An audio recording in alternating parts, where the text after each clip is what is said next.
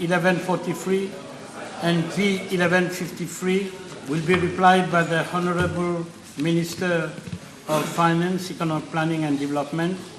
PQP 1154 will be replied by the Honorable Attorney General, Minister of Foreign Affairs, Regional Integration and International Trade. PQB 1150 has been withdrawn. I now call Honorable Navarnari.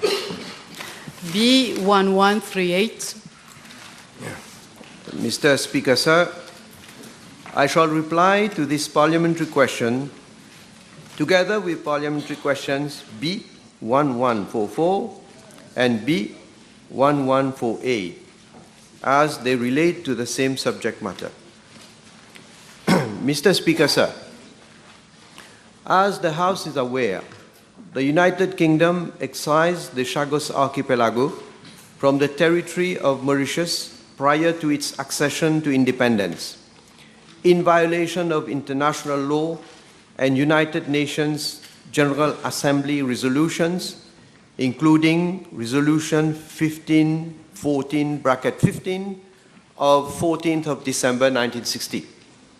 The decolonization of Mauritius, therefore, remains incomplete. Since we assumed office in December 2014, no stone has been left unturned in our endeavor to secure the full decolonization of Mauritius. At the request of Mauritius and following extensive lobbying, the United Nations General Assembly decided by consensus in September 2016 to include on its agenda an item entitled Request for an Advisory Opinion of the International Court of Justice on the legal consequences of the separation of the Chagos Archipelago from Mauritius in 1965.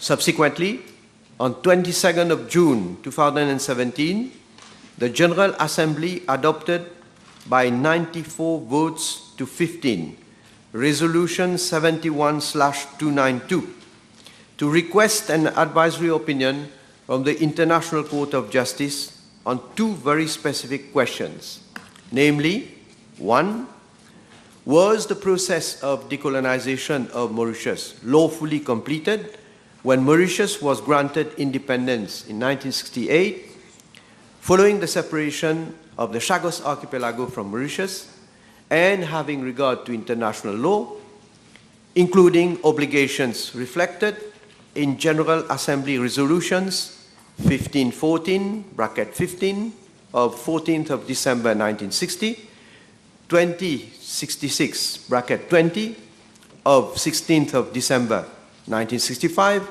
2232-21 of 20th of December 1966, and 2357-22 of 19th December 1967.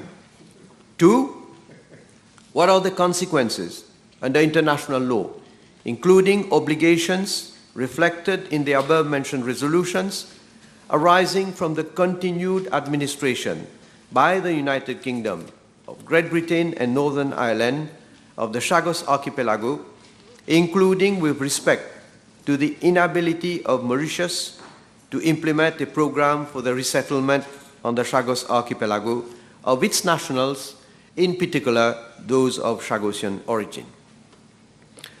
On 25th of February 2019, the International Court of Justice gave an advisory opinion in which it determined, with respect to the first question, that the process of decolonization of Mauritius was not lawfully completed upon its accession to independence in 1968, in view of the illegal excision of the Chagos Archipelago from Mauritius. With regard to the second question, the court ruled that United Kingdom is under an obligation to bring to an end its administration of the Chagos Archipelago as rapidly as possible. The court also determined that the United Kingdom's continued administration of the Chagos Archipelago constitutes an unlawful act of a continuing character, entailing the international responsibility of that state. On 22nd of May 2019, the United Nations General Assembly adopted by an overwhelming majority of 116 votes to 6, Resolution 73/295 to give effect to the advisory opinion of the International Court of Justice. In this resolution, the General Assembly, inter alia, affirmed that the Chagos Archipelago forms an integral part of Mauritius, and that the United Kingdom's continued administration of the Chagos Archipelago constitutes a wrongful act entailing the international responsibility of that state. The General Assembly accordingly demanded the United Kingdom to withdraw its colonial administration from the Chagos Archipelago unconditionally within a period of no more than 6 months, that is, by 22nd of November 2019. The United Kingdom failed to meet that deadline. The General Assembly also urged the United Kingdom to cooperate with Mauritius in facilitating the resettlement of Mauritians, including those of Chagosian origin in the Chagos Archipelago, and to pose no impediment or obstacle to such resettlement. The General Assembly also called upon the United Nations and its specialized agencies, as well as all other international, regional, and intergovernmental organizations, including those established by treaty. Mr. Speaker, sir, on a point of order, the Prime Minister is repeating the exact answer that he gave to the Leader of the Opposition on the 4th July 23, word for word, exactly the same words. Order. Order. My question is a straightforward question requiring a direct answer. Are you prepared to listen to me? Where is your point of order? The Prime Minister is wasting, is abusing the time of the House. Not a point of order. Yes, avec nos You may pétitions. continue, Honorable Prime Minister. 4 years they have wasted our time with their petition. Hein? Dans toupé. Culot. Combien de temps? Tu peux moins. At least you agree. Mr. Speaker, sir, I have, when the honorable member saying I'm quoting word for word, when the ICJ says something, I have to quote word for word. I cannot put it in my own words. I hope she understands that. So, let me say again, the General Assembly also urged the UK to cooperate with Mauritius in facilitating the resettlement of Mauritians, including those of Chagosian origin in the Chagos Archipelago, and to pose no impediment or obstacle to such resettlement. The General Assembly also called upon the United Nations and its specialized agencies, as well as all other international, regional, and intergovernmental organizations, including those established by treaty, to recognize that the Chagos Archipelago forms... Don't obstruct, Honorable Member. Don't obstruct. Please continue. Well, it seems that she's answering, so let's listen to her. Écoute-toi. Réponds. Inutile de continuer, je vais poser mes questions supplémentaires. Well, I've not finished. Arrête de griller, moustache. Tu me déconseilles à tête, tu me griller. Bouffon. Order. Can you please withdraw that word? Can you please withdraw that word? Order. Order on both sides. Order. Order on both sides of the House. Honorable Béranger, I heard you well. You said something which is unparliamentary. And this is the last time I'm asking you. If you withdraw, I will withdraw. I did not hear anything. I heard you. Ask if you withdraw, then I will withdraw. I am asking you to withdraw. If you don't withdraw, this word you'll have to withdraw from the group. Honorable Bhagwan, please be careful. So I was saying, Mr. Speaker, sir, the General Assembly also called upon the United Nations and its specialized agencies, as well as other international, regional and intergovernmental organizations, including those... Well, I'm being disturbed. Honorable Ayanava, please. Honorable Ayanava, you have put a question. You have to listen to the reply. Don't interrupt. And I maintain, I ask Honorable Paul Béranger to withdraw the word. I am not withdrawing if he doesn't withdraw.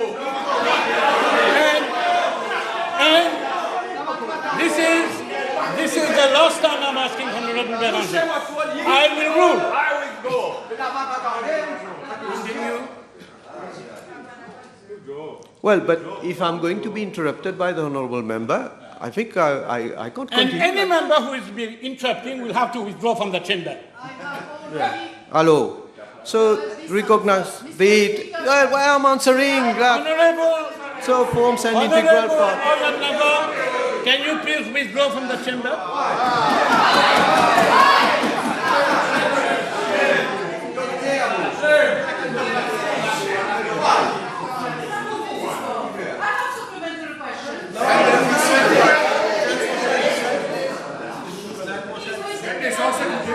So, yeah, may I continue?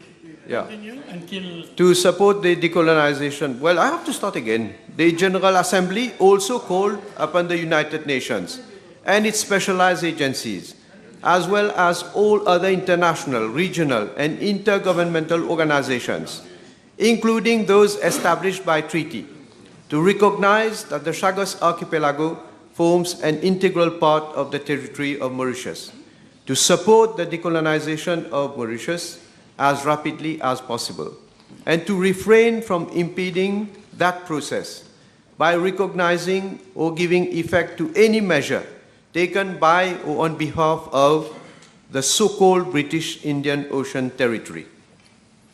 Pursuant to General Assembly Resolution 73/295, the United Nations amended its official map in February 2020 to clearly depict the Chagos Archipelago as part of the territory of Mauritius.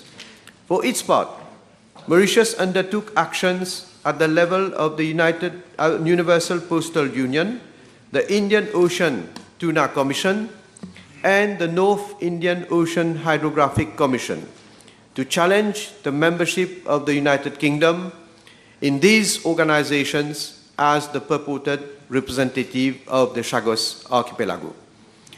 Mauritius also brought a case before the International Tribunal for the Law of the Sea to seek the delimitation of the maritime boundary between Mauritius and Maldives in the region of the Chagos Archipelago.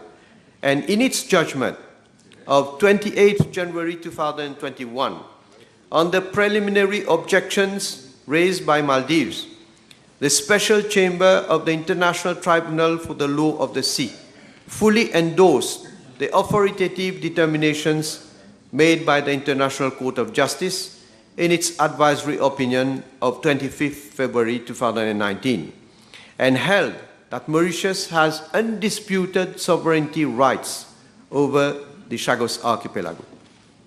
It also ruled that the United Kingdom's continued claim to sovereignty over the Chagos Archipelago is contrary to the determinations made by the International Court of Justice, that the detachment of the Chagos Archipelago from Mauritius was unlawful, and that the United Kingdom's continued administration of the Chagos Archipelago constitutes an unlawful act of a continuing character. Mr. Speaker, sir, on 24th August 2021, the Universal Postal Union a specialized agency of the United Nations, adopted by a majority of 77 votes to 6, a resolution which formally acknowledges that, for the purposes of its activities, the Chagos Archipelago forms an integral part of the territory of Mauritius. The resolution also instructs the International Bureau of the Universal Postal Union to cease the registration, distribution, and forwarding of any and all postage stamps issued by the so-called British Indian Ocean Territory. As for the United Kingdom's membership of the Indian Ocean Tuna Commission, the Commission decided at its last meeting in May 2023 that the United Kingdom will have to clarify the criteria in respect of which it claims to be a member of the organization before the end of this year. It is crystal clear that under international law, the Chagos Archipelago forms an integral part of the territory of Mauritius. Mr. Speaker, sir, during the meeting which I had with the Right Honourable Elizabeth Truss, in her capacity as the UK Secretary of State for Foreign, Commonwealth and Development Affairs in November 2021 in Glasgow, in the margins of the 26th session of the United Nations Climate Change Conference, I lengthily discussed with her the issue of Chagos Archipelago. She undertook to look into the matter and the way forward. Subsequently, when the Right Honourable Elizabeth Truss became Prime Minister of the United Kingdom, I met her on 21st September 2022 in New York in the margins of the United Nations General Assembly. During that meeting, I again discussed with her on how Mauritius and the United Kingdom could engage in discussions for the completion of the decolonization process of Mauritius. After further discussions, and following the agreement of the United Kingdom that any agreement should be based on international law, Mauritius and the United Kingdom decided to start negotiations on the exercise of sovereignty over the Chagos Archipelago, as I had announced to the House on 3rd of November 2022. Through negotiations, taking into account relevant legal pronouncements, it is the intention of Mauritius and the United Kingdom to secure an agreement on the basis of international law to resolve all outstanding issues, including those relating to the former inhabitants of the Chagos Archipelago. Mauritius and the United Kingdom have reiterated that any agreement between the two countries will ensure the continued effective operation of the joint UK-US military base in Diego Garcia. The negotiations are between Mauritius and the United Kingdom, and not between Mauritius and the United States.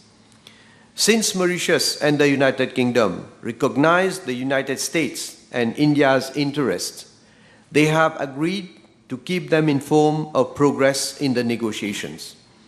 In this regard, when I met Honorable Narendra Modi, Prime Minister of India, in New Delhi, in the margins of the last G20 summit, I briefed him on the status of the ongoing negotiations with the United Kingdom. This issue was also raised during the meeting which I had with Honorable Richard Verma, US Deputy Secretary of State for Management and Resources, last month in New York, in the margins of the United Nations General Assembly. I have also been able to brief the chairperson of the African Union Commission on the status of our negotiations, given the crucial role played by Africa in our démarche. Mr. Speaker, sir, since my statement of 3rd November 2022 to the House, Mauritius and the United Kingdom have held 6 rounds of negotiations on 23rd and 24th November 2022, 11th and 12th January 2023, 23rd and 24th February 2023, 2nd and 3rd of June 2023, 31st of July and 1st of August 2023, and 26th and 27th of September 2023. Another round of negotiations will be held shortly. The discussions between Mauritius and the United Kingdom have covered issues relating to the exercise of sovereignty by Mauritius over the Chagos Archipelago, whilst ensuring the continued effective operation of the joint UK-US military base on Diego Garcia, resettlement of the former inhabitants of the Chagos Archipelago, strengthening our cooperation on a range of issues such as environmental and marine protection, improving security and tackling illegal activities in the region, amongst others. The negotiations are being held at the level of senior officials, alternately in London and Port Louis and in New York for practical reasons. The senior officials on both sides report to me and the UK Prime Minister respectively. I have personally been in touch with Prime Minister Rishi Sunak on this matter. Further to my phone conversation on 14th of February 2023 with the UK Prime Minister, during which we agreed to pursue the negotiations with a view to arriving at an agreement in the coming months. I met him on the 9th of September 2023 in New Delhi in the margins of the G20 meeting, and during our meeting we assessed the progress made so far in the negotiations between Mauritius and the UK on the exercise of sovereignty over the Chagos Archipelago. Mr. Speaker, sir, following the illegal excision of the Chagos Archipelago from the territory of Mauritius, all the former inhabitants of the Chagos Archipelago were forcibly removed by the United Kingdom in blatant violation of their basic human rights. Most of them were moved to Mauritius.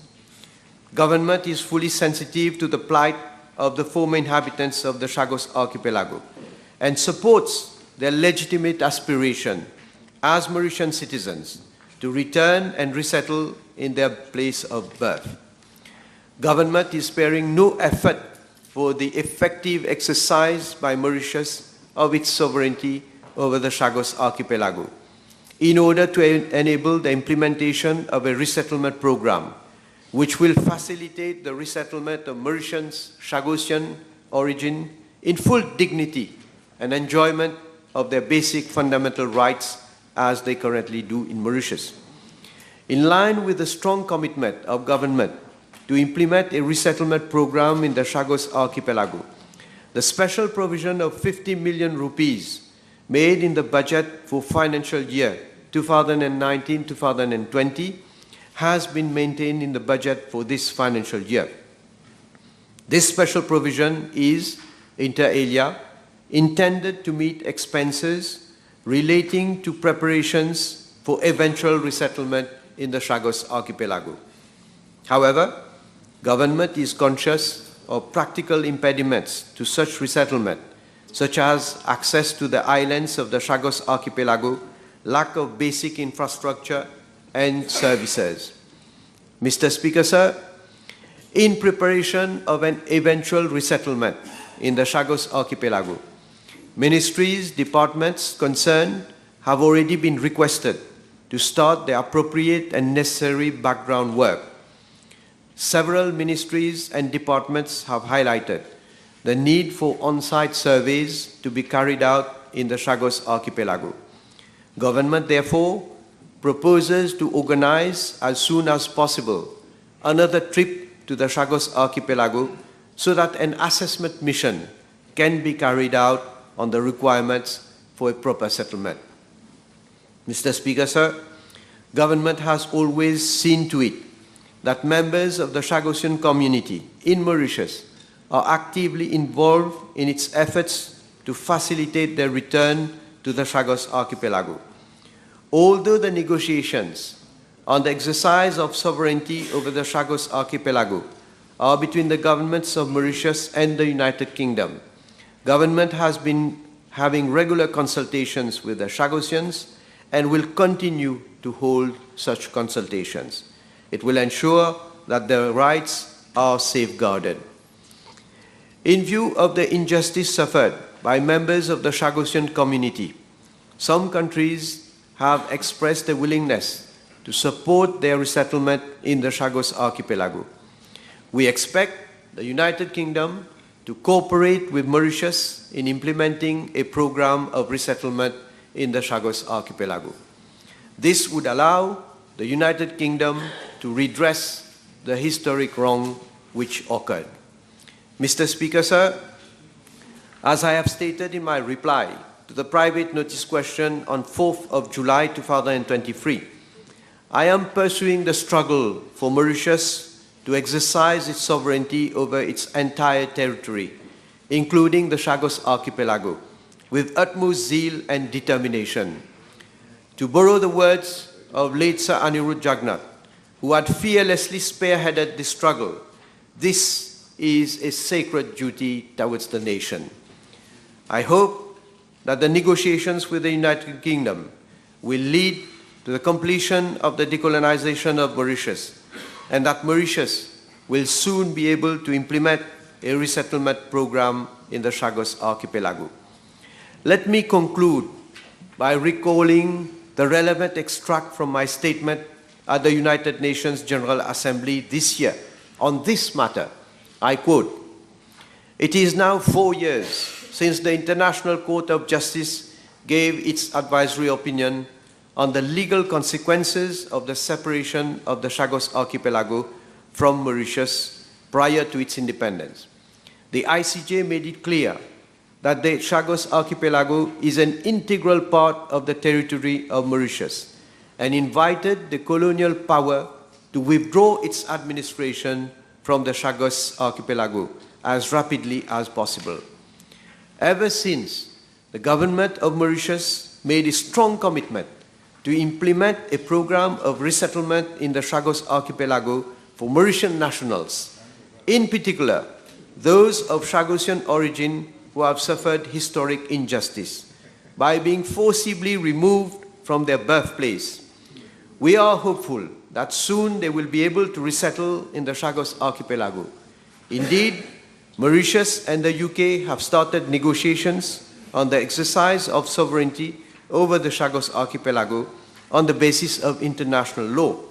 We hope that these talks will lead to the completion of the decolonization process of Mauritius and enable Mauritius implement its resettlement program." Unquote. Thank you. Le Premier ministre vient de faire référence à sa déclaration du 3 novembre de l'année dernière à la Chambre, où il disait ceci, je cite, « Mauritius and the UK have agreed to engage in constructive negotiations with a view to arriving at an agreement by early next year, meaning at the beginning of this year, 2023.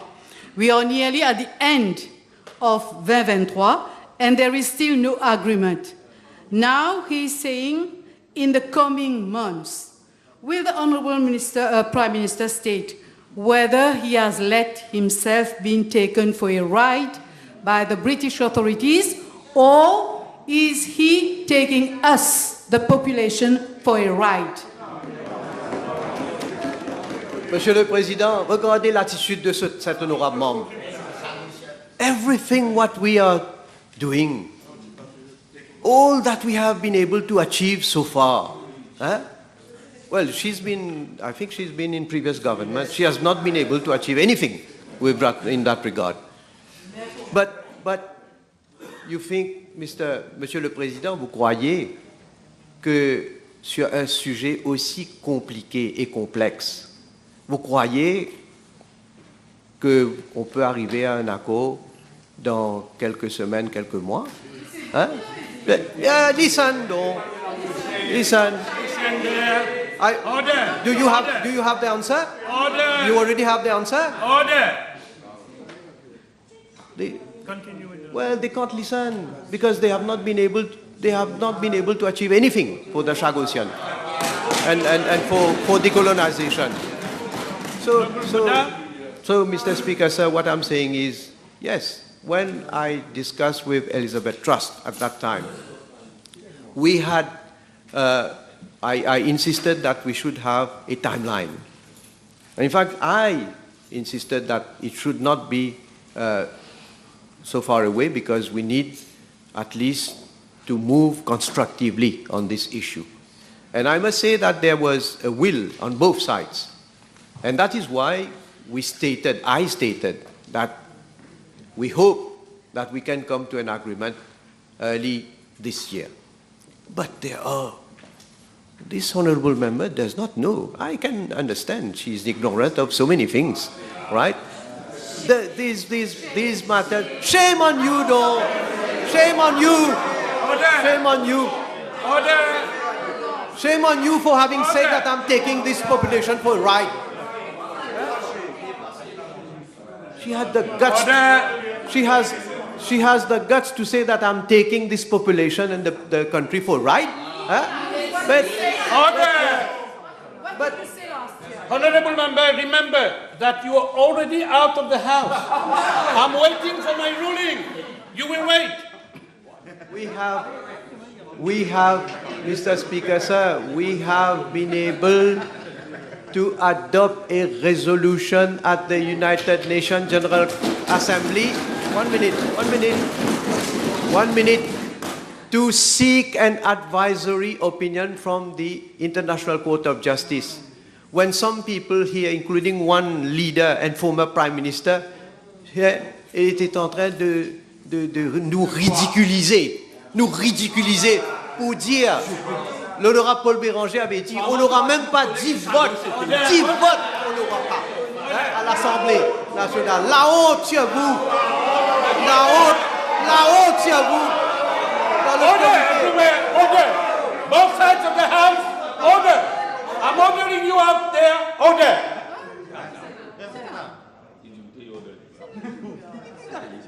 Honorable Bada. Mr. Speaker, sir, can I ask the Honourable... Mr. Speaker, sir.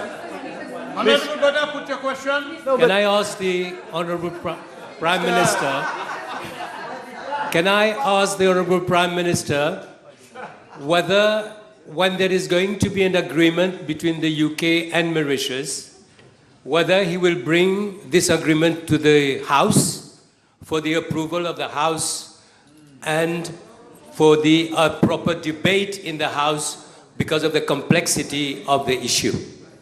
Mr. Speaker, sir, let us cross the bridge when we have already reached an agreement. Then we will see. Thank you, Mr. Speaker, sir. There has been an article recently published by the former British Prime Minister, Boris Johnson. May we know from the Prime Minister what is the reaction of our government following this publication? Thank you. Yeah. Mr. Speaker, sir, the recent article of Boris Johnson clearly shows that he is in total denial of the legal reality. As the International Court of Justice, the UN General Assembly, and the Special Chamber of the International Tribunal for the Law of the Sea have made it clear that the Chagos Archipelago forms an integral part of the territory of Mauritius. And as Mauritius has conveyed on several occasions, both to the UK and the US, as well as publicly, it has no objection to the continued use of Diego Garcia for defense purposes. In fact, in the context of the ongoing negotiations with the UK, Mauritius and the UK have reiterated that any agreement between them will ensure the continued effective operation of the military base in Diego Garcia. The continued illegal colonial occupation of part of the territory of Mauritius is in complete violation of international law and the rulings of the International Court of Justice and the Special Chamber of the International Tribunal for the Law of the Sea. Let me add that Mr. Boris Johnson has proved that he is not worth his own words. Following the decision of the United Nations General Assembly in September 2016, that Mauritius and the UK should engage in discussions with a view to arriving at a satisfactory resolution of the Chagos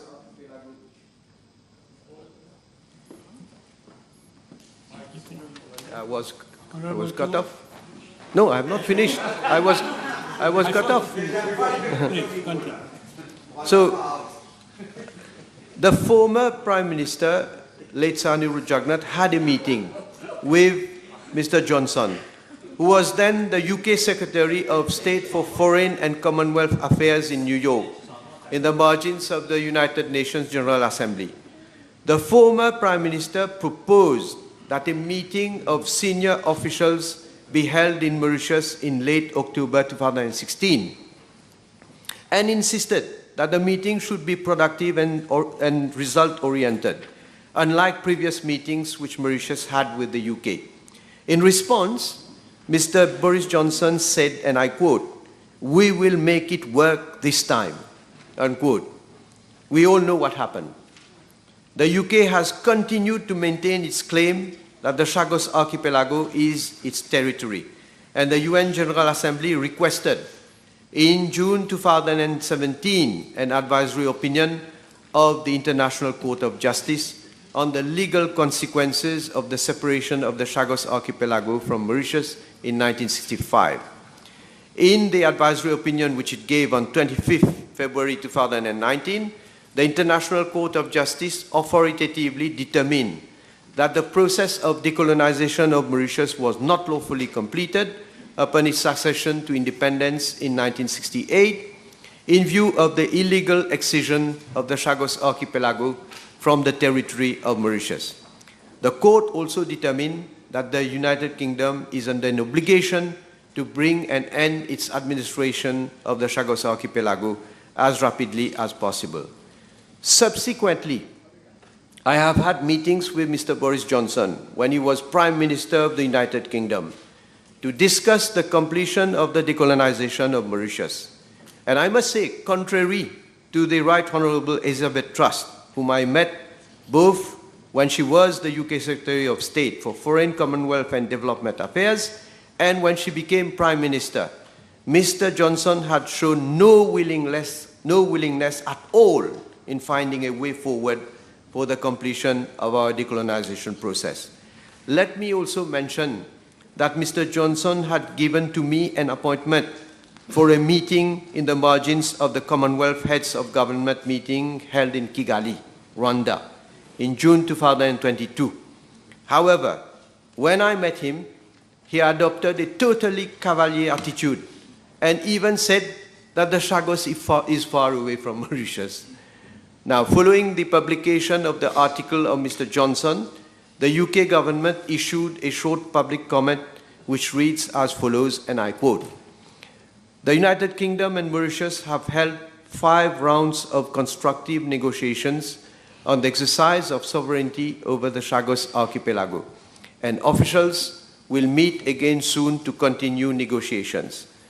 The UK and Mauritius have reiterated that any agreement between our two countries will ensure the continued effective operation of the joint UK-US military base on Diego Garcia, which plays a vital role in regional and global security," unquote. Thank you, Mr. Speaker, sir. Can the Honourable Prime Minister explain why a representative of the Chagosian community does not form part of the negotiating team with the United Kingdom? Well, I have explained, Mr. Speaker, sir, the negotiations are being held between the two governments, that is the government of Mauritius and the government of the United Kingdom. And I have always made it a point that even prior to our entering into negotiation, to keep the representative of the Chagosian here regularly informed about any developments that have been having prior to negotiations. And of course, during the negotiations, I have regular consultations with the representatives of the Chagosians here. And this will, of course, continue until the time when I hope we can come to a conclusion with regard to this negotiation. Thank you. Thank you, Mr. Speaker, sir. Can we know from Honorable Prime Minister what is the amount of rent, if any, which has been claimed for the lease of Diego Garcia? Thank you.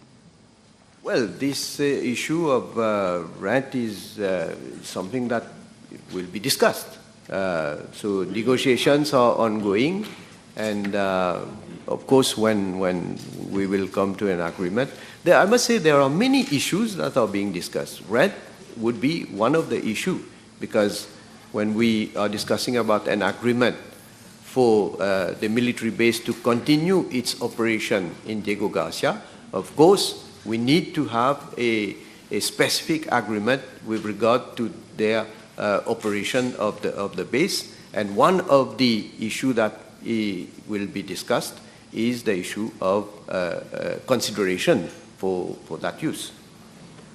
Members, I'll suspend the sitting for 1 hour and a half.